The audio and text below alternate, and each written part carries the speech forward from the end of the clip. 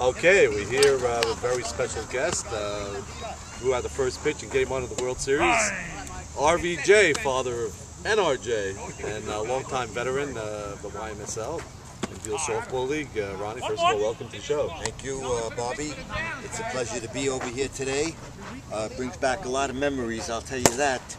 I remember when we were playing, we had 40, 50 little kids, all the wives, everything was over here. Yeah, I remember in your day at first at Phillips Field, right, and then we moved to Dow Avenue, and we had morning, afternoon sections, and the 12-team league. Do you think the potential is there for this league to get back there? I think it's getting there already. I really do. I think it's getting there already, especially seeing such veterans as Marty G, Red Nessa. Incredible. Now take us through this first pitch that you threw. It was a little low, but it didn't bounce. Right. How'd you feel on that first pitch? I felt fine. I felt fine. Now, going back in all your years in the league, you played with some amazing players. Who would you say was the greatest player that you saw in this league? That's a good question. We got a 30-minute segment here. You're going to have to answer the question. I'll come back to that one. You'll come back. I'll now, come back to that one. Moving forward, what is your best memory? I think Elliot Braha was no question the best player I've seen. And you played with him? Yeah. And what position were you? I was right field, he was center field. Oh, so you saw up close a lot of those throws coming home. I saw 250-foot throws right to a strike. Well, it's funny you mentioned that. We spoke to Elliot a couple of weeks ago, and he told me the hardest year we ever had was when you were playing right field. Yeah. He had to cover center and right. That's correct. And we called it the Great Adventure. And it was a nickname that stuck.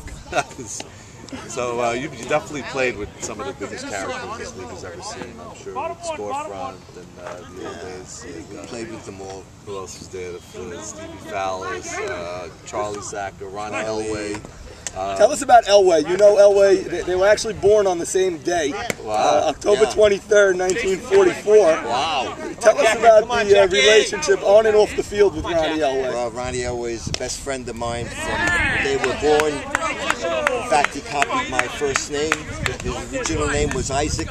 Really? Correct. His real name was Isaac. They changed it when my mother was coming down from the birth.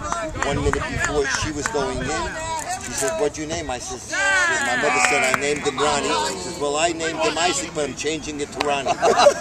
So it started from there. It started from there. And Ronnie Elway was one of the great ball players. Oh, he was unbelievable. He was a great ball player. He hurt his knee and it was never the same after. Never the same after, but he was really a professional. That's where Elliot Braha got his genes from. Yeah, Jackie and all those. They got the Elway blood. They got the Elway blood from Claudia, his sister. Yeah. Now, coming back to present-day YMSL, we have two excellent clubs here. The Insane organization by Marty Jemal. In the outfield. And then we also have the U.S. Marshals, which has huge batters. So who do you like? From what I'm hearing, I heard that at 14 years, the Marshall team was there 8 times. So yes, they do have a history of being there. But Marty the G also has that. So who do you like? I'm going with Marty the G. Not shocked. I'm not shocked. Did you play on Marty the G's Jamal's pass? 1 year. I think he was mostly the competitor Bader's Raiders. Yeah. He married into the Bader family. With Rabbi Raymond Bader patrolling center field, I believe, in those days, right? Wow. That's right. Yeah, so I think you were on the Bader's Raiders. Actually, let's get a picture of his shirt, by the way.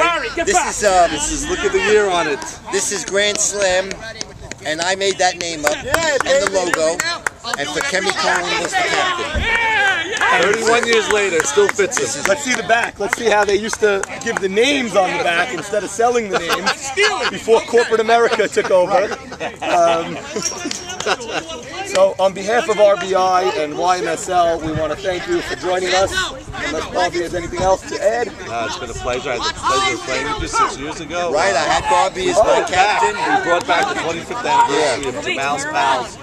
And it was a memorable year. You actually walked out, you got a base at the right field, right? And something, and you walked straight to your car. Never seen it since. So you actually ended your career on a base hit. Correct. That was it.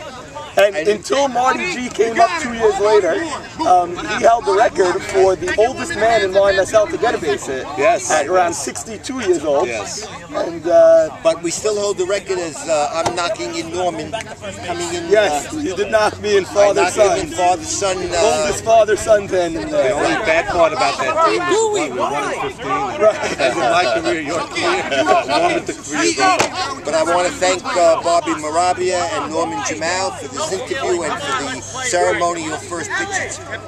Very much appreciated. I love being here. Thank you All very right, much. thanks for joining us. Enjoy the game. Thank you. What happened?